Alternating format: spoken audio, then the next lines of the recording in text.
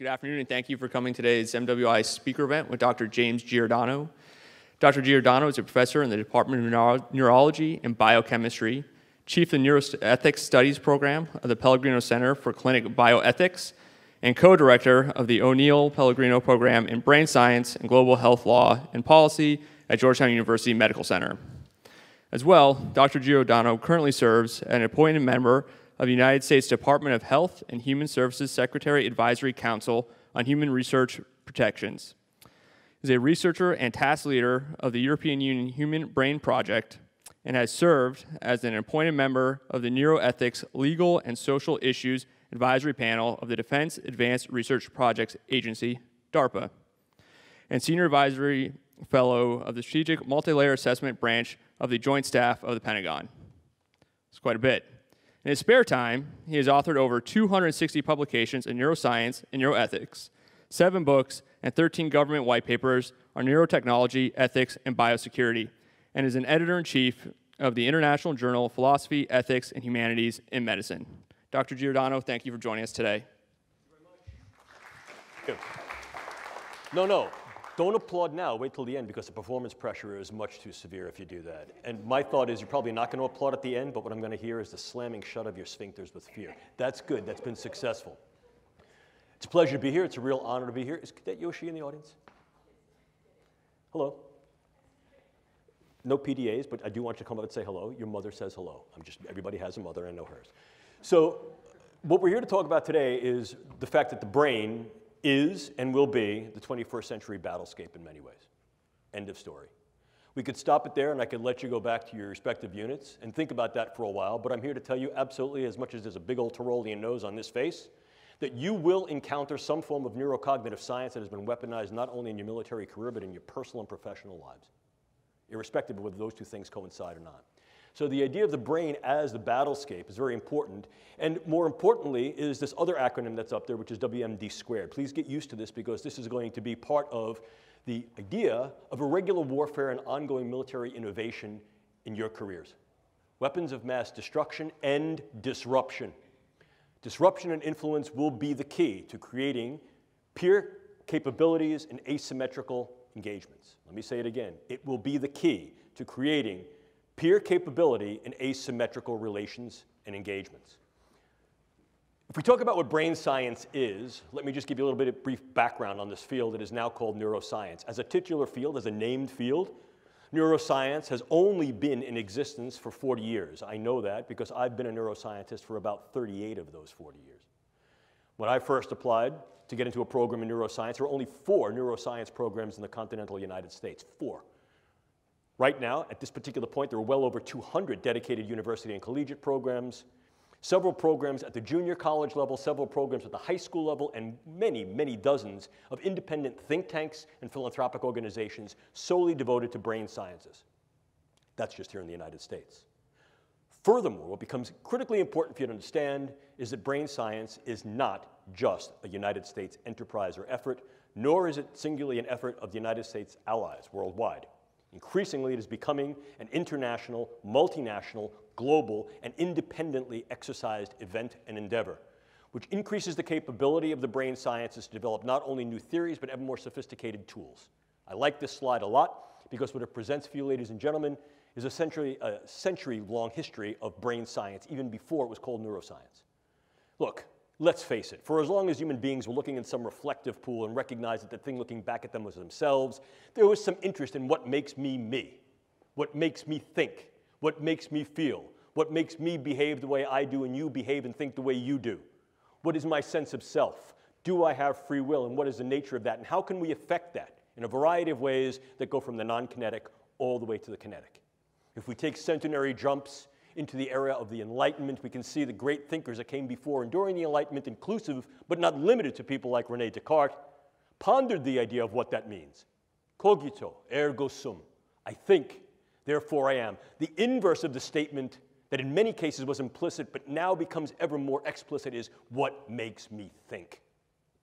And if I can understand what makes me think and makes you think and makes you feel, then that understanding may in fact flavor, if not directly influence, the way you and I interact. But more than that, If, in fact, I understand how it is that your brain does what your brain does, I may be able to access your brain and affect your brain, indirectly and directly.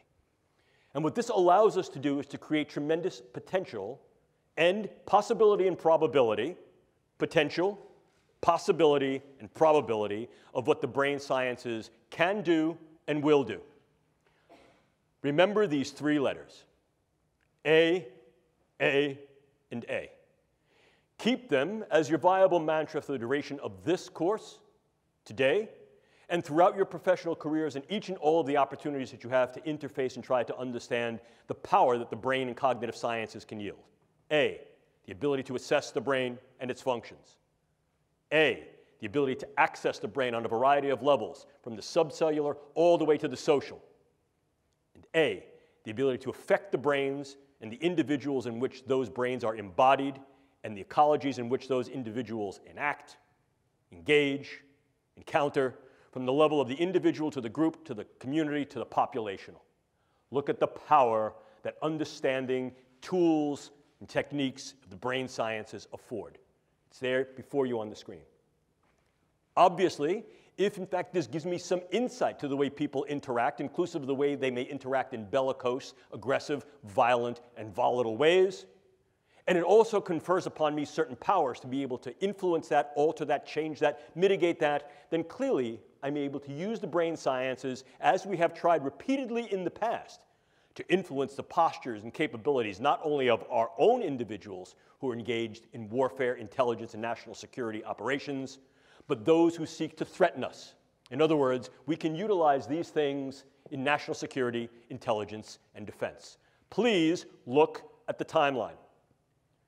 A mere 10 years ago, in 2008, the National Academy of Sciences National Research Council convened a group to create a report dedicated to if and why and how brain sciences might be viable, valid, and of value in national security, intelligence, and defense operations. And in 2008, they did a 5-year retrospective and came to the conclusion that although these things may be valid, their relative viability and value at that particular time rendered them not ready for prime time play. Our group, working with others internationally, inclusive of the Nuffield Council in the UK, proceeded forward from 2008 and did a slightly deeper dive, looking at international capabilities, limitations, and delimitations in the brain sciences, and came to a very, very different set of conclusions. Not only were the brain sciences increasingly being considered, interested, and used for possibilities of national security, intelligence, and defense, but they would continue to be so as more and more countries internationally developed the capabilities and the specialized agendas to be able to look into the brain and affect the brain. So much so that by 2014, the exact same committee reconvened and recognized at that time that the brain sciences indeed were ready and in operational prime time for warfare, intelligence, and national security agenda. In other words, it is valid, valuable, and already in operational play.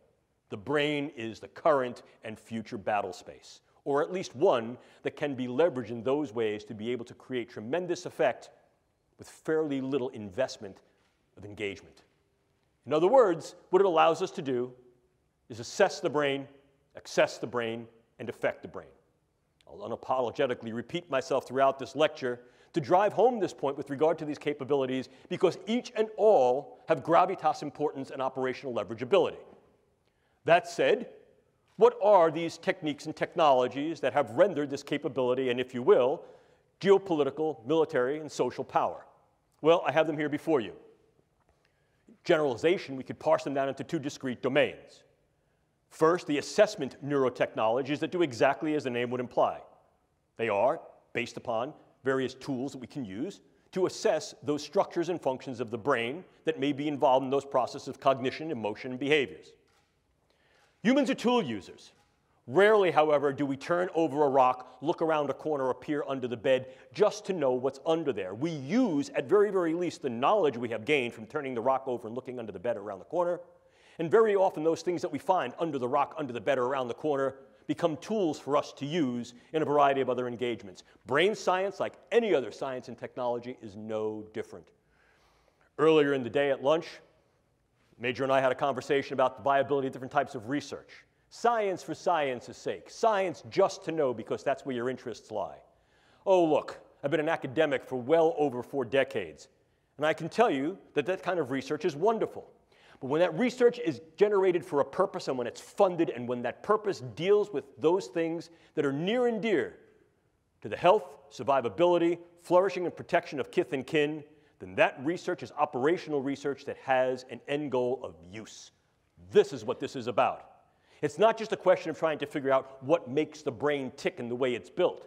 It's can we get in there to affect the ticking and talking, and by affecting the way that brain is built and the way it functions, influence in ways that are kinetic and non-kinetic the attitudes, beliefs, thoughts, emotions, activities, and relative vulnerabilities and predispositions of those individuals for whom both we are responsible in terms of our own forces, perhaps to make them better, more insulated against injury, operationally protected and enhanced, and those who may threaten us. To do that, we need to intervene. So the other dimension of these neurotechnologies are interventional neurotechnologies. Now, I'm not going to bring you down the rabbit hole into what each and all of these things do, because you don't want to be a neuroscientist, and I'm certainly not going to make you a neuroscientist in an hour. But I think it becomes important to dial into a little bit more clarity and with further granularity what we're really talking about when we talk about these relative assessment and interventional technologies. In the former case, probably the one that gives the most rise to both provocation and contention, are various forms of neuroimaging, the ability to image the living brain, to be able to see what brain areas are differentially active as we engage in different thoughts, feelings, emotions, and tasks, and to then correlate the interaction of those nodes and networks with discrete patterns that occur not only in individuals, but in groups of individuals. In other words, if I can see how this gentleman's brain works, whether he's awake or falling asleep, thought I catch you. The idea there is that I can then understand, I'm only kidding, I can understand better, relax, I can only understand better not only what makes him happy, agitated, engaged, or tired, but I can then in some way alter my discourse to be able to make him feel happier, more engaged, and less tired. In so doing, I can take the information I have about the way a brain works, and I can put it to good use, practical use. Think about this. If I know what makes you tick as an individual, and I'm then able to generate patterns of how you as an individual relate to, are similar to, or different from other individuals, I may be able to then generate information that allows me to interact with you on ways that are more meaningful to our level of interaction. In other words, the more I know about what makes you tick, the more my interactions can be geared with you to make you tick the way I want you to. The way I want you to. Obviously, it takes some energy to put people into a big magnet and scan their brain. There's a whole bunch of things that are limitations of brain imaging. We recognize that. That's part of the mission. We seek to delimit those particular constraints and through the use of co-registered different forms of neuroimaging make it better. Some of these forms of neuroimaging are fieldable, operationalizable in field missions. Some of them are not. We're seeking to make these things more operationalizable, not only for military medicine to assess individuals who may have incurred brain injury and or the effects of brain injury inclusive of things like PTSD and other forms of neuropsychiatric disorders, but also to understand better how it is that our individuals are able to think through certain situations, how their brains work, and be able to classify those individuals and perhaps specify the way we train them, the way we sustain that training, and then we maximize their performance. We can use other methods as well, genetics, biomarkers, and information. And that information is critical. One of the things you must learn is as military personnel, your demographic, biological, social, and psychological information exists in your jacket and is, in fact, retrievable in real time. That information becomes ever more important as we try to understand the you-ness of you. And the nature to classify that information, hold that information secure, doesn't only exist on the medical side with regard to your HIPAA records, but increasingly is becoming a concern for national security when these large-scale big databases of brain structure and function, physiology, biopsychosocial demographics become ever more available and ever more relevant to what's making you tick, what's making you talk, what's making you strong, and what's making you vulnerable. And the fact that other nations, inclusive of China and Russia, are engaging in large-scale neuro-big data initiatives to be able to create large-scale databases that can join not only imaging and physiological, but as well as other forms of phenotypic and genetic data of the entirety of populations renders great power because there's great capability in that information to know where key points of strength and vulnerability may lie, and also to intercede, to inject information in some way be able to affect what appears to be your medical record, your personal record, the evidence that is you. And we can take that step to go one step further. The more I know about you and the more I know about the way your brain works as individuals, groups, communities, and even populations, the more I can utilize non-kinetic means, such as informational means of narratives, iconographies, semiotics, to influence your emotions and your behaviors. We can do this subliminally through computer images. We can do this more liminally through the types of engagements, interactions that we engage through psychological operations and informational operations. We can train better our human terrain teams to be able to interact with individuals in a variety of cultures, groups, settings, and ecologies to be able to improve their performance so as to be less distancing and more ameliorating. We can go further than that as well. We can also utilize these interventional technologies in those ways that may able to directly affect the brain. Probably the one that you've heard about most recently, most contemporaneously in the literature, is the possibility to use some form of directed energy to affect physiology peripherally and also to affect the physiology and health of the brain. Case in point here, US Embassy personnel in Havana and possibly in China. And of course, there's not a lot that I can tell you about that, although I am one of the researchers on that particular project. But this seems to be wholly indicative and supportive of the fact that this was at least some form of directed energy, whether it was wholly intentional or not, still remains to be definitively decided. However, the pattern of insult and injury to those individuals and the pattern of injury of who was affected strongly suggests that this was an intentional and directed engagement, and that this represents a beta test, a possible probe of a directed energy neuroweapon. And there are a number of countries that had developed initiatives and agenda towards developing just these types of things, the United States included. But you also have a whole host of other things that can go bump and bang in your brain. The more we understand the specificity of the brain on a very granular level, the more we're able to derive and develop particular types of drugs that not only can enhance and optimize the performance of our people, but can also be used to mitigate, militate, and in some cases manifest profound morbid changes in their people. In other words, against a hostile other. Drugs can be exceedingly specific, and as I'll show you in a moment, can be very, very much used to individualize weaponology in terms of what we call precision pathology or precision effect. We can go further. Clearly, one of the things we can also do is transcranial neuromodulation, the idea of going through the skull to modulate the node and network activity of the brain, to optimize the performance of key individuals in certain tasks and performances that are relative to their missional space. And we can also do that against hostile or perhaps belligerent others. We can go further to implant certain brain-machine interfaces. These are many of the DARPA programs that you may hear of now. Probably the one that is most notorious, in a very good sense, is something called the N3 program, which is the non-invasive neurosurgical neuromodulation program being run by their program manager, Dr. Al Mundi. The idea here is to put minimal-sized electrodes in a network within a brain through only minimal intervention to be able to read and write into the brain function in real time, remotely. The United States is not alone in such efforts. And then, of course, you also have the things that are a little bit more traditional. If we talk about things that can be operable in the biochemical space, we ordinarily talk about drugs, bugs, toxins, and ever more, we're considering devices.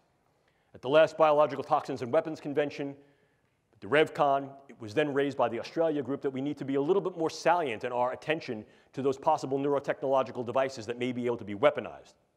Our group has also argued that the current considerations and extant categories of the Biological Toxins and Weapons Conventions are not detailed enough to be able to appreciate or keep pace with the advances in this form of science that can be weaponized that poses a risk and threat on the battle space. So, how then can we use these elements as weapons, means of contending against others? Formal definition of a weapon, right out of the Oxford Old English Dictionary. Means of contending against others. And we can do that in a number of ways. We can militate their behaviors and their thoughts in some ways as to make them more amenable to what we do, the idea of positive weaponology. Or we can, in fact, mitigate and in some cases completely nullify their capability, will, or engagement to fight. If we combine those two definitions into one, what we find is those agents that will either change individuals' thoughts, vulnerabilities, volatility to violence and aggression, or incur morbidity, dysfunction, and or mortality in such a way as to then mitigate the engagement altogether. You still with me? That said, we can break down any form of weaponology into two discrete categories: soft weapons and hard weapons. In the former categorization, soft weapons include but are not limited to such things like economic leveraging to create economics, market values, market presence, presence at international bargaining tables to develop international power and leverage as a soft weapon. Clearly, the more we're able to make an impact in a field, in a dimension, by virtue of research, medicine, technology, infiltration into a variety of areas of the public space, the more we're able to yield economic strong-arming, economic leveraging. I think an important consideration that I'll reiterate later in this particular lecture is that there are countries outside the United States and or the West that are increasing their capabilities by intent in the brain sciences so as to be able to gain this type of economic leveraging in international global markets, in medicine, science technology, and the military. Most notably among them is China. We'll talk more about that momentarily. But we can also utilize weapons in more of a soft approach, as I mentioned earlier. The more I know about what makes you tick, the more I might be able to do things like weaponize the approach that I then take towards you in my interactions and engagements with you. Here we can utilize the brain sciences for psychological operations. Most notably, one of the DARPA programs run by the program manager Bill Casebeer, Dr. Bill Casebeer, who subsequently went on to be a program manager at Lockheed Martin and run their brain-machine interfacing programs. Bill Casebeer's program was called Narrative Networks. And one component of the Narrative Networks project was something called neural narratives. If we understand how it is that brains and individuals, groups, and populations respond to certain forms of imaging, memes, iconographies, engagements, the more we may be able to tailor those things through our psychological operations, propaganda, meso, to be able to engage these individuals in more positive ways or in ways that are more influential, to be able to direct their behaviors, their predispositions, and perhaps their engagements with us on a variety of levels from the individual all the way up to the political. But then, of course, we move into the more harder forms of weapons, things such as bullets and bombs. And here, once again, let me reiterate what we're talking about on the neuro side are drugs, bugs, toxins, and devices. But of course, if we spill over the idea of soft weaponology into a hard weaponization, we also see the use of biodata as a viable weapon. Manipulating biodata so that I can then put into your particular medical records subtle information that may change the disposition of whether you're sick or not, change how you're treated, influence the postures that go to you in terms of insurance, care, viability for military service. By altering that information, by changing those data, by purloining those data, I essentially change the you of you. And I can do that in very subtle and insidious ways. Furthermore, I can do that on a variety of different levels that can affect key individuals so that, in fact, your medical record changes to thereby render you incapable or at least invalid to be able to serve in a way you're serving. Or I can do that on a much larger scale, groups, populations. And if I change those data, I change the way you're being regarded and treated. And I can do that in one of two ways. I can do it in such a way that you're going to be regarded in a negative sense, or I can do that in such a way that I'm going to treat you incorrectly. If I say, for example, you have a particular allergy, or you have particular sensitivities, or you have a particular disorder, you will be treated for that, and that could then harm your health and your stability in both a short wars approach as well as a long wars approach. But if we take a look at this in a little more detail, you can see that once again it folds back to the idea of what can we do to ours and what can be done to others. Clearly, one dimension, one domain of operational viability and value is to enhance the capabilities of the combat and intelligence operator across a range of scalabilities in both general purpose and more select forces. And this is the idea of neuroenablement. Neuroenablement. You will hear this referred to in a variety of different ways. Performance optimization, enhancement, enablement, maximization. These terms mean something. A number of years ago, our group was tasked with the Air Force to develop a lexicon, a nomenclature, that would be able to define these in more precise ways. And I'll not bore you with that now. But the idea of enablement gives forth, I think, a particular meaning that's relevant. You're enabling individuals to do some aspects of a performance of a task that is germane and justified to their operational mission, and that is, in fact, done with regard to protection of their charges. So in other words, we're saying, we're going to make you good to go, and we've decided that this is good. The reason this can become problematic, of course, is that what definition of good are we using? What we define, whoever the proverbial we may be, to be good, might be quite different than what they, whoever the proverbial they is. And as a consequence, we have to keep a much broader window of opportunity and possibility open to be aware for the potential benefits, burdens, and risks that this type of engagement may pose. What types of things can we do to make our people better, if you will? Well, certainly we can use a variety of advanced psychopharmacologics and neuropharmacologics, in other words, drugs. And I refer you to a wonderful book written by a colleague of mine, Professor Jonathan Moreno, called Mind Wars. First edition came out in 2006, second edition came out in 2012. And Professor Moreno does a very good job in defining and explaining the history and historicity of the way the brain and cognitive sciences had been used in national security, intelligence, and defense operations, both by the United States and more globally.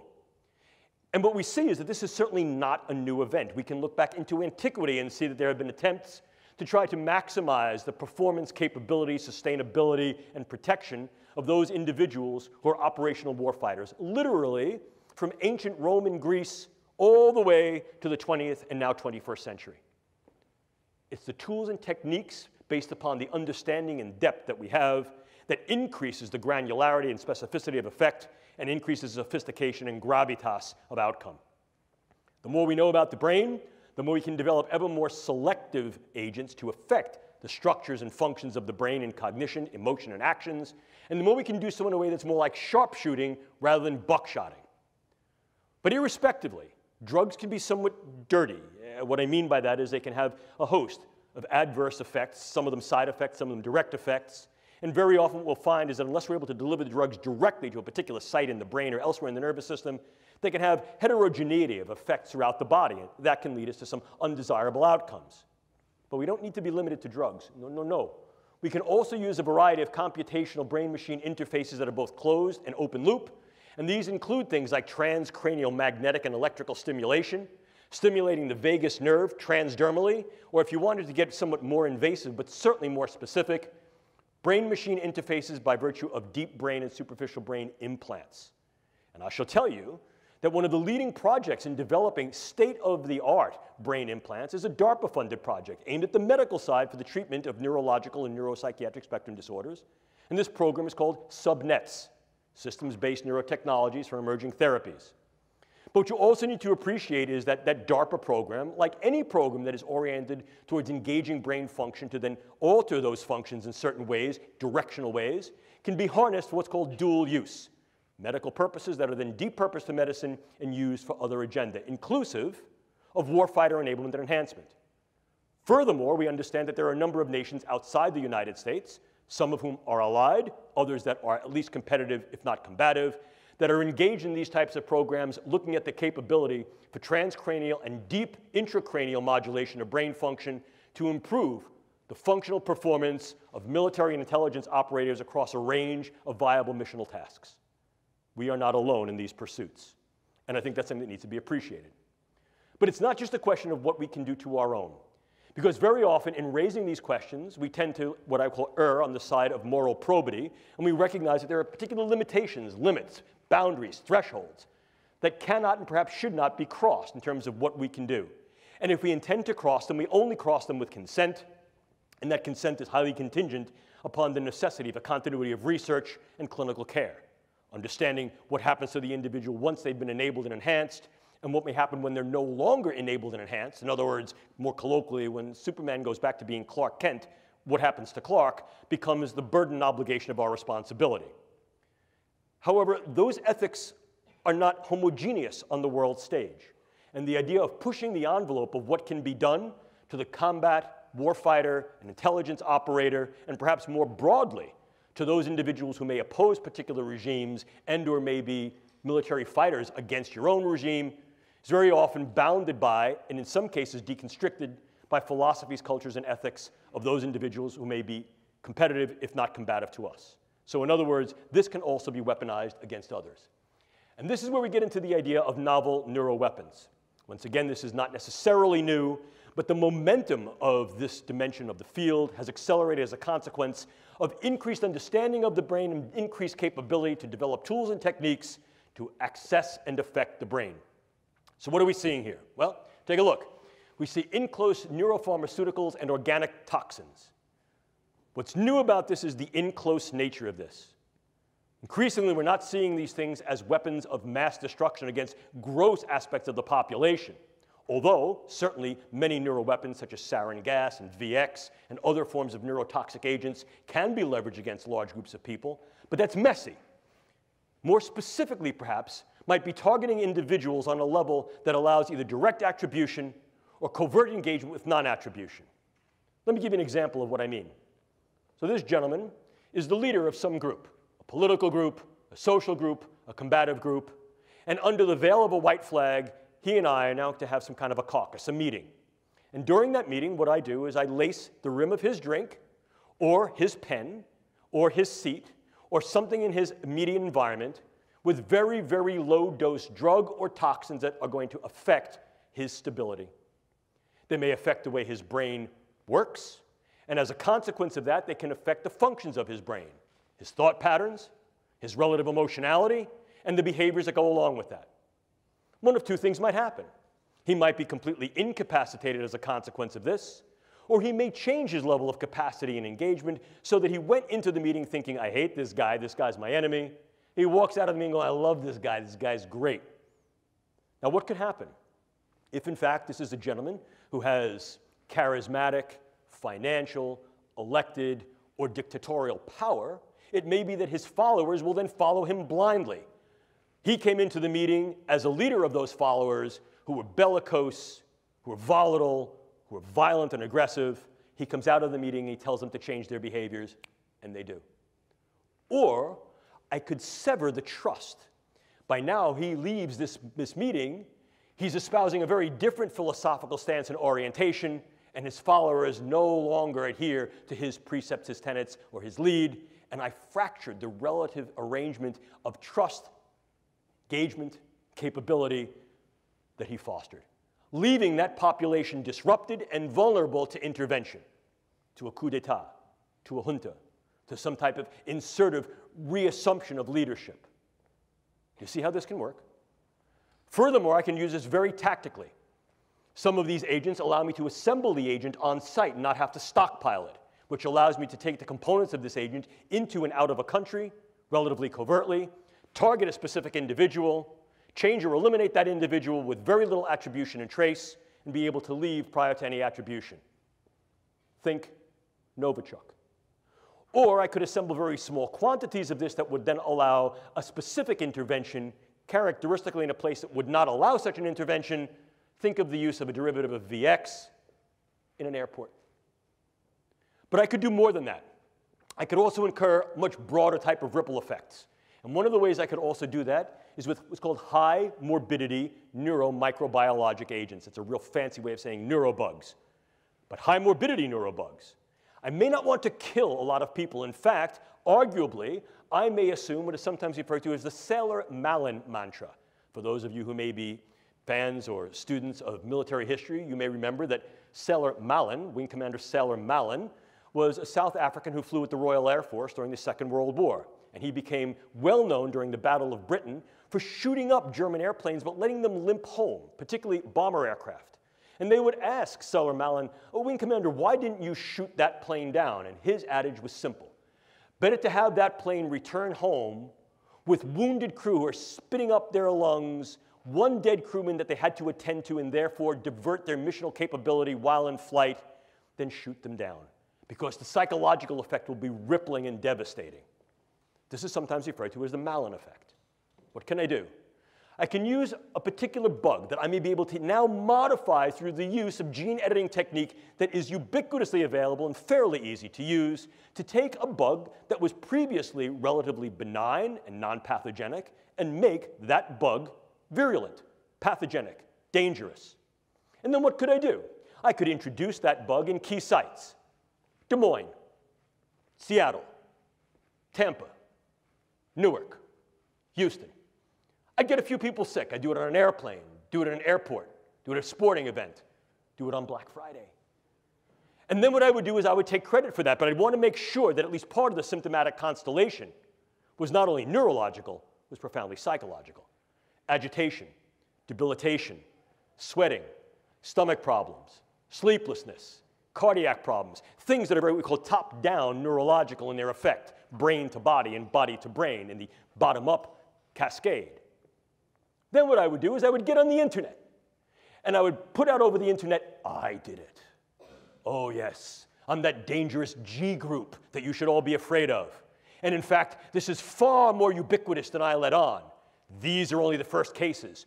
I've let these buggies go all over the country, and your early warning signs are agitation, anxiety, worry, sleeplessness, stomach problems, heart problems. What have I done? I've rippled the sheets of the worried well.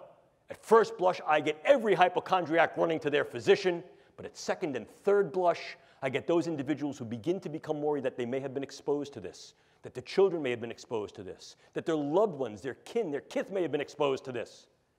Of course, the physicians, the CDC, the Public Health Service comes back and says, no, no, that's not what's going on. But I get back on the internet and I say, oh, don't you listen to that. That's fake. That's false. Your government knows what's going on. They can't do anything about it, and they can't treat you. They're going to end up quarantining you. How many people would I need to affect? We modeled it. Somewhere between 12 and 240. What would be the effect? Hang on, folks. Within 41 to 45 days, we would crash the United States public health system. Crash it. In so doing, I render the United States infrastructure vulnerable, either there or elsewhere. See the ripple effect? See the disruptive effect? I can disrupt an individual from the level of their cell to their system, and disrupt individuals on a variety of levels, from individuals all the way up to the social fabric. And that social fabric may go even further. It may be geopolitical. I need you to think just for a moment, if you could, why would it be of any value at all to affect, disrupt, and disable individuals who are U.S. Embassy personnel in Havana? When did it happen? What was happening? What would be the benefit in fracturing a growing economic, political, and social trust in that part of the world? Who would benefit? What would be the long-term effects, for example, of at least indicating that U.S. Embassy personnel and Foreign Service personnel are vulnerable to these types of threats? Could you, in fact, pair the threat with some type of conditioned stimulus? So now what you're able to do is to evoke a response in the worried well. I only offer possible suggestions for your speculation and your consideration, if you will. We can even go further. One of the newest developments is that nanoparticulate matter can be stabilized for distribution. If you're not aware of what nanoparticulate matter is, it's that matter which exists on a scale of 1 × 10⁹. Very, very small. Smaller than a cell. And we can manufacture materials that have discrete properties that can be controlled by virtue of bioengineering and their physical chemistry.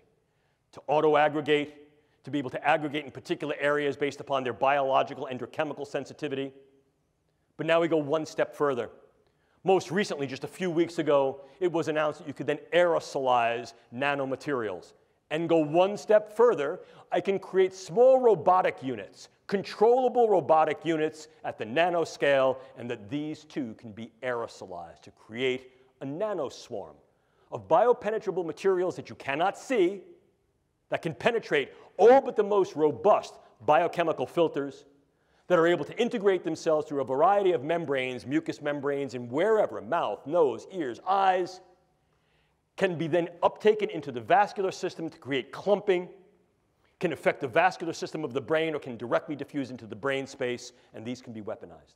And they can be done in such a level that their presence is almost impossible to detect, and as such, the attribution becomes exceedingly difficult to demonstrate. How much of this material would I need? Take a look. This is the front of my pen. This amount of nanomaterial, if be able to maintain and sustain with regard to its deliverability and aerosolization, could in fact affect all of you, or based upon where I come from, New York City, all yous. Look at this. Look at this. I'm carrying that material. Would you see it? Would I have to lug a giant weapon into the room? No, I wouldn't.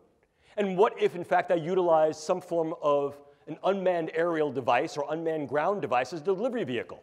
Something like a drone or a bug. Could I do something with that?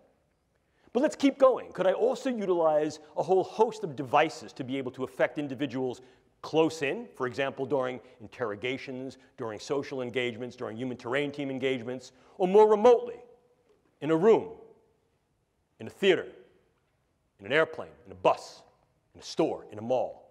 The answer is increasingly yes. So this then represents for us both a challenge and an opportunity. The challenge is that increasingly what we find is that neuroscience and technology is relatively easy to obtain. Many of the things that I've just spoken to you about are viable and obtainable directly to the consumer or directly to the scientist. We also know that many of the products that are available direct to consumer can be easily modified to create things that have a much higher weaponization potential. But more than that, we also recognize that there are dedicated efforts on the part of nation states and even groups of non-state actors and increasingly virtual nations that are using virtual currencies to fund research efforts in these areas. I'd like to think that I'm a smart guy talking to a bunch of very intelligent individuals, but let's face it, we're not the only smart people in the world. And if we're thinking this way, there are plenty of other people who are thinking this way too. Some of them are our allies, some of them may be our competitors, and some of them are combatants and hostiles. And this is, in fact, the reality. Furthermore, we recognize that the goal, particularly among the actions of the United States and her allies, is to fight for right and honor, but to keep our own honor clean, to take the moral high ground, if you will. And indeed, that has been the case in the majority of the United States engagements throughout our history. However, one of the things that may creep up here is that there's something of an abrogation, a prohibition, a proscription against engaging this type of research and its possible translation in the civilian sector. You heard earlier in the very nice introduction that Captain Bender afforded me that I've had the opportunity to work with the European Union Human Brain Project, specifically as a task leader for dual-use brain science. And one of the considerations that grew out of that was that absolutely none of those projects in the Human Brain Project, again, a multinational effort, can and should be uptaken into warfare, intelligence, and national security agenda. That's viable enough. The idea there is that these things should be used for only peaceful means. However, this also creates a challenge. And the challenge is simple. If, in fact, I choose not to train in particular ways, I choose not to train 3 days a week, if, in fact, those individuals who may choose to then conflict with me will then train in the ways that I do not and train on the days of the week that I will not, they may opportunize a select advantage. What do we do about that? Again, I think it becomes at least a problematic issue for discourse because we recognize that in many cases the civilian sector not only is not amenable to engaging in this type of research, certainly many are, but in some cases should not engage in this type of research for those very proscriptions that I had alluded to momentarily. However, the question then becomes, how do we appreciate the international challenge, risk, and threat that the advancements of the brain sciences and cognitive sciences offer for global weaponization with the brain as the next battlescape? Clearly, it defines some type of a solution space, and there have been those that have posited, myself included, that there should be more directed, more detailed, and more dedicated government efforts in this particular domain, so able to advance the brain science in ways with sustainable funding to understand what the potential risks and threats are, and to develop a stance of preparedness. This becomes increasingly important when we take a look at those countries that have notable and identified programs of high level of investment of GDP and or other levels of economic investment to advance the brain sciences in those ways that are either directly usable or have some, what I would call, explicit dual use capability. An important consideration that I want you all to bear is that current estimates based upon trend analysis is that by 2025, greater than 50% of research, development, test, evaluation, and possible use of brain sciences in general will occur outside the West. Outside the West. Furthermore, we understand that there has been a directed effort in China to be able to engage the current and future 5-year plans, to be able to advance brain science in those ways, to be able to have a higher level of gravitas with regard to the research, its capability, and its translation in medicine and other agenda, inclusive possible dual use and direct use within warfare, intelligence, and national security. This creates opportunities for research tourism, medical tourism, and market capture. And again, that market capture can be leveraged as economic warfare in terms of being able to destabilize the global market and the global economics that is relevant upon this form of bioscience and technology. But we also recognize that these things are being used for military applications. Certainly, there are directed opportunities and directed agendas for doing that within China. We also recognize that there have been activities and directed initiatives in the former Soviet Union that have now been translated and perpetuated into the current Russian infrastructure of biomedical science for military purposes. And a number of other countries have directed efforts in this space, inclusive of Iran, North Korea, India, Bolivia. Certainly among the US and its allies, we recognize that, the United States, the UK, Canada, Israel, and there are governmental efforts within Europe. We recognize also there are efforts in Japan. But there's another looming threat. The threat is the non-state actor. The threat is the virtual nation. They can establish sovereignty within a sovereignty so as to be able to say that we are immune or inured to your rules and regulations. Essentially, possibly destructive diaspora.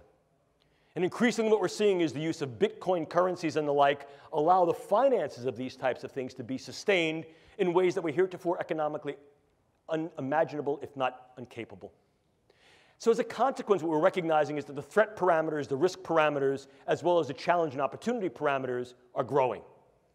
We're equally concerned about the do-it-yourself community, not because this community of biohackers represents an inherently malicious or nefarious group, but because of their relative vulnerability to infiltration.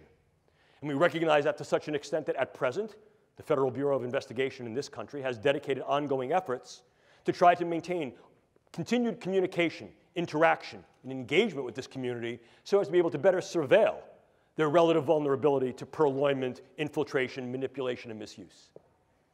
Clearly, if we're looking at these things as possible destructive weapons, the more characteristic or classic criteria of drugs, bugs, and toxins meet at least some of the extant categorizations of the biological toxins, weapons, and chemical conventions. However, as disruptive agents, as those agents that may be assembled, developed anew, that do not meet these criteria, you can then get skirting of these extant treaties and these extant signatory documents, and as a consequence can develop these means, these methods, tools, and technologies essentially below the radar. Moreover, as disruptive elements, they need not be mass-produced or stockpiled, but rather their ingenuity is that they're able to be assembled in situ in relatively low quantities and used with specific effects against individuals and small groups to be able to incur disruptive effects, not only within that organism or that group of organisms, but beyond the organismic level, to the systems level, to the social level, to the geopolitical level. There's great power that can be leveraged there. Clearly, what we can do is provocative. Therefore, what we should do remains at issue. Ladies and gentlemen, I do not have answers for you, but I will pose several questions and possibilities. One of the things we have to understand is that this represents, if you will, a bioscientific speedway. Consider the true speedway. Lots of entries. I've already shown you the entries. Very fast pace. The speed of translation from concept to construct in the brain sciences is about 60 calendar months, and increasingly that's being compressed. So the developments in the brain sciences that reach a tech readiness level can be achieved within 48 calendar months. It's very fast. Certainly we know not only there are many entries, it's very fast, but the prizes are tremendous. Economic prizes, prizes of notoriety in the biomedical front, prizes of power, capability, and weaponization on the WINS front. Weaponization, intelligence, national security front. We also recognize that there are risks and possible harms, not only to those who are on the track, but to those who surround it. So the idea is, if in fact we're going to move into this space, how can we move into the space with some prudence? How do we move into the space pragmatically? And how do we move into the space in such a way that is prepared? Our group was tasked with developing these protocols and paradigms, and we referred to them as the operational neurotechnology risk assessment and mitigation paradigm. The on-ramp to the neurobiotechnological speedway, if you will. I won't bore you by reading the slide, but I do want you to pay particular attention to the lower box. That's Zig Brzezinski. In 1970, he was prescient, had forethought, foresight, and said in 1970, in the coming decades, we will see an increasing viability and value of being able to affect the neurocognitive space. There was something of the sort of crystal ball in that statement. We are there, and increasingly will be ever deepeningly there based upon not only our own initiatives, but those initiatives of groups around the country. This is a space that we need to at least be prepared for. A simple precautionary principle will no longer obtain. Why? Number one, it shouldn't. Number two, it's anachronistic. Just because we recognize that in some cases, the risks may be high and there may be certain benefits, a simple precautionary principle says if the risks or threats outweigh the benefits, don't go. However, we need to also be equally preparative and take a more advanced precautionary principle that says we must examine the potential, the probability, and the possibilities of what those risks and threats are relative to the benefits of a stance of preparedness. And preparedness very often includes engaging the research to understand how these things work and how they can be used. How do we do it? Well, these are some of the contingencies that I offer simply as proposition for you. I ask you to consider them. Number one, what is the technical rightness of any and all form of neuroscience and technology in these types of agenda? What are key situational variables that may be germane to its use or non-use? Is there evaluation or some revision of the various ethical concepts that may be able to guide these uses in practice?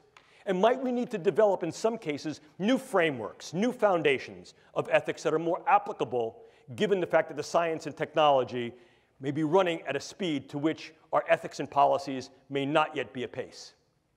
I'm not going to bore you with these contingencies, but what I want you to do is pretty much go down to the very, very last one. The idea here is can we utilize neuroscience and technology? And if the answer is yes, we can, should we? And if the answer there is we already are, and there are some domains and dimensions by which use should be advocated, for example, non-lethality, least harm, doing less harm than other forms of interventions and engagements that are currently in use, being able to mitigate individuals' capacity or willingness to engage in volatility. In other words, improving the capacity for individuals to gain capability to get along. Well, perhaps there's some value there. If these things are going to be used in a more hard weaponized approach, are they being used in those ways that are less harmful than other extant weapons? And/or what are the postures that we should adopt if, in fact, another nation utilizes this form of weaponology? What represents what I would consider to be comparative or appropriate proportionality?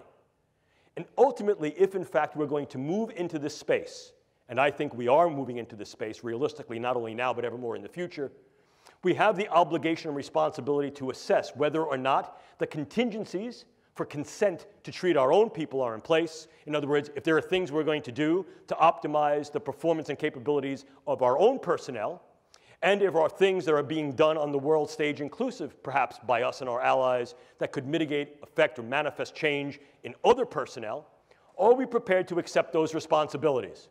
The responsibilities for ongoing research, the responsibilities for ongoing clinical care, not only of ours, but internationally, because of the role that the United States and our allies plays, and because of the need to take an upstanding moral front with regard to the fact that as we develop weapons, and as weapons are developed by us, our allies, and by others, the preparedness stance says we must also be equally assumed, equally in position to be able to not only counter those weapons, but mitigate and treat the effects that those weapons incur. And in fact, historically, very often what we've seen is that that has been the interesting march of science, technology, and medicine, where advancements in medicine very often arise as a consequence of the possible utility of various forms of science and tech to be weaponized and the damage that they incur. But the question still comes up, ladies and gentlemen, what ethics shall we use to guide research, test, development, and perhaps utilization of neuroscience and neurotechnology in these agenda and initiatives?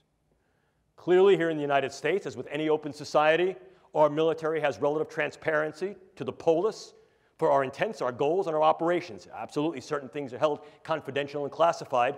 You don't show the other team your playbook on Friday and expect to win the game on Sunday. Yes, of course.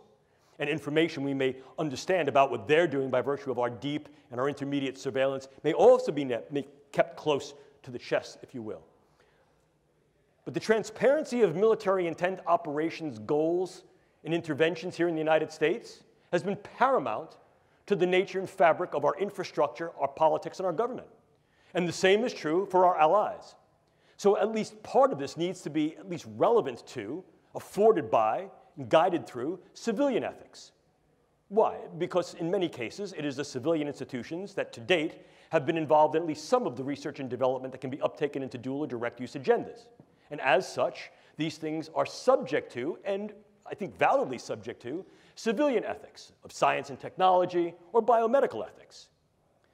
But if we move increasingly away from that, if we say that indeed the proscriptions and prohibitions, such as those that are being proposed and leveraged by the European Union Human Brain Project and throughout the world by things like dual-use research of concern treaties, such as that which was developed at Asilomar, are taken to heart, And civilian agencies, institutions, and organizations are essentially sort of debanded, disbanded, debarred from their engagement in these types of activities.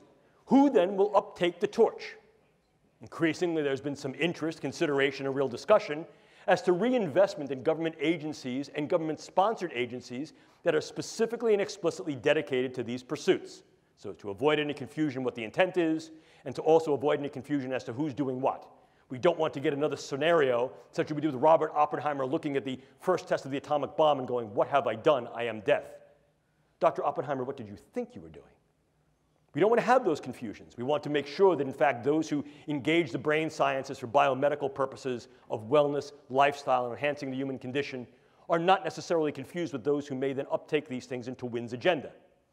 But if that's the case, and these things are moving more into governmental institutions, organizations, and initiatives, are civilian ethics even viable any longer? And if we engage military ethics, what military ethical principles will we engage? The use, development, research, surveillance of these particular things for just war? And if, in fact, these things are not used in a strictly warfare fashion where war is declared by the use of these agents, yet they still tend to be bellicose or disruptive, can we then say that we can justify their use? In other words, not just a just war, but their just use within this frame of conduct, whatever this may be. And/or can we revive another older and less known tradition, which is called jus contra bellum, which is justification for the use to prevent warfare. Here, the use of the neurocognitive sciences and intelligence, human terrain teams, psychological operations such as narrative networks, may be viable to de-escalate the volatility and vulnerability towards violence and combativeness. But again, we need to consider to what level we will engage this and whether or not the current ethics that we have in place are viable and valuable to do this, and how these things can then be rendered on the international scale. Because if, in fact, this is going to demand the multinational global discourse that it will, then clearly the global relevance of any ethical approach needs to be considered. And ethics very often is said to have a big mouth but no teeth, but policies and international law has choppers that can, in fact, be retributive and can bite. What do these developments then incur for ongoing iterations of the Biological Toxins and Weapons Convention, as well as other treaties, policies, and international laws that may help to guide, direct, if not regulate and govern the use of these particular implements?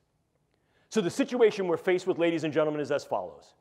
As we begin to untangle the Gordian knot of the brain through the development of neuroscience and technologies, we've come to the precarious position of opening the proverbial can of worms of if, how, in what ways, to what extent, and when these techniques and technologies will be used in weaponized intelligence and national security agenda.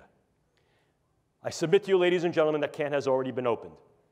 It'll be our job, and increasingly your job, to be able to navigate this new terrain, this brave new world, and what it incurs. This is Atlas.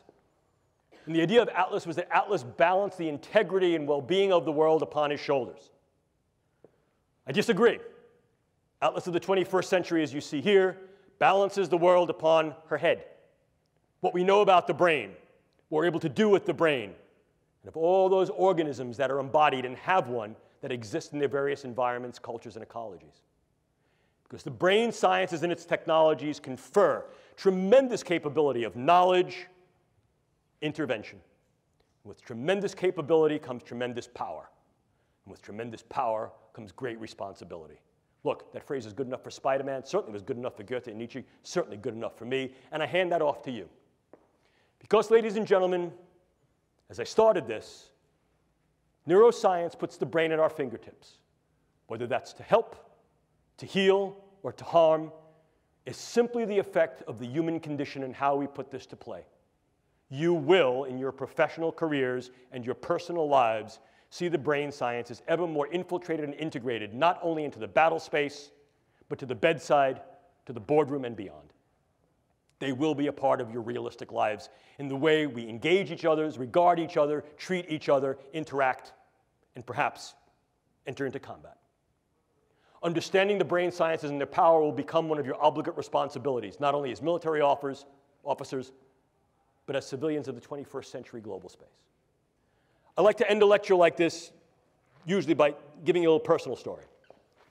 My dad, former Navy man, was an engineer. And one of the things Dad liked to do was build stuff. He liked to tinker. I still like to tinker. I like to work with tools. And my dad was a really bright guy. One of the things he did when I was a kid, he'd come home every month and bring me a new tool, teach me how to use it. So that in fairly short order, as a young kid, I became pretty adroit, or at least I thought I was adroit, with using tools. And with all of the impulsiveness and zeal of youth, getting a new tool with only partial knowledge, I remember one day Dad came home and he said to me, "Jim, here's a brand new tool." And I took it from him. I said, "Thanks, Dad," and I went to go running off. My dad put his hand on my shoulder and he said, "Jim, slow down. Measure twice. Cut once. Sometimes you can't go back." Ladies and gentlemen, these are the brain sciences. They can and they will increasingly be used in national security, intelligence, and defense agenda globally. We need to measure twice and cut once and make sure that the cut that we make is one that is for good, one that is for right, and is one that does not cut our own throats or the throats of others in those ways that are irreparable. I leave you with my father's wisdom. These are some of our white papers that we've submitted to the Strategic Multi-Layer Assessment Group of the Joint Staff of the Pentagon. I can make these slides available to you. These are now all open domain and available to your perusal. If you're interested in some of our ongoing work by my research group, I provide you with some of our own work. And this is the part of the lecture, I'm going to look right at the camera, that is the unabashed self-promotional plug. If you're really interested in this, I've only had the wonder and opportunity to engage with you for about the past hour or so. If you're interested in going further down the rabbit hole and reading about this in greater detail, granularity, and specificity, I recommend this to you. Not because I'm going to go out and buy the new Maserati when you all buy the book, but because I'm very proud of it. And I'm proud of it not because I wrote it, because I only really contributed a couple of chapters. I'm proud of it because bringing this together was a multi-year effort that grew out of a set of, at first, somewhat sensitive but unclassified and some classified conferences that we had that were then subsequently declassified, and then also brought together international leaders in the field of military science, bioengineering, neuroscience, philosophy, ethics, and law to provide their perspective, their lens, their vision and voice as to what's going on in this domain at this point, with some speculation, vision, and proposition as to what may need to go on in the future, so he's able to opportunize the capabilities of the brain sciences and meet and be prepared for the challenges that it offers in this space. At this point, I'd like to thank you all for your attention. I hope I haven't bored you. If you wish to get in touch with me, feel free. Just put in your subject line USMA, so I don't think you're trying to sell me Viagra. Not that I wouldn't buy it, but this way I know where it's coming from. If you want to ask questions, you have some time to do that now. If you don't get to your questions, feel free to email me. I will email you back. It may not be that day or even that week because I may be busy or traveling, but I will, in fact, email you back because that's my obligate responsibility to you. Thank you, ladies and gentlemen, for your time. Appreciate it.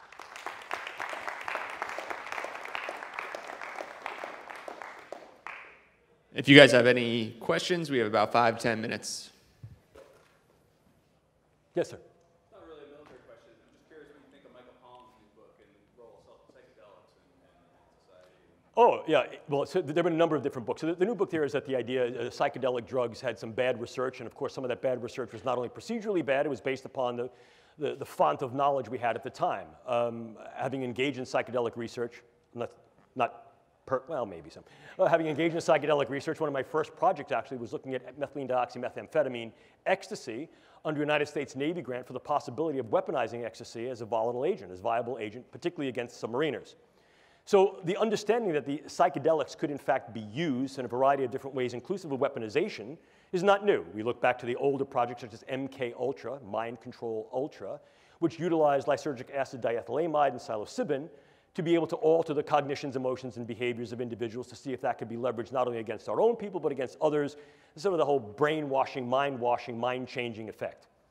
However, one of the things we've come to recognize is that the mechanisms of these psychedelic agents is far more specific than we thought, and in fact, can be incurred at far lower doses than were heretofore attempted either experimentally or in social practice.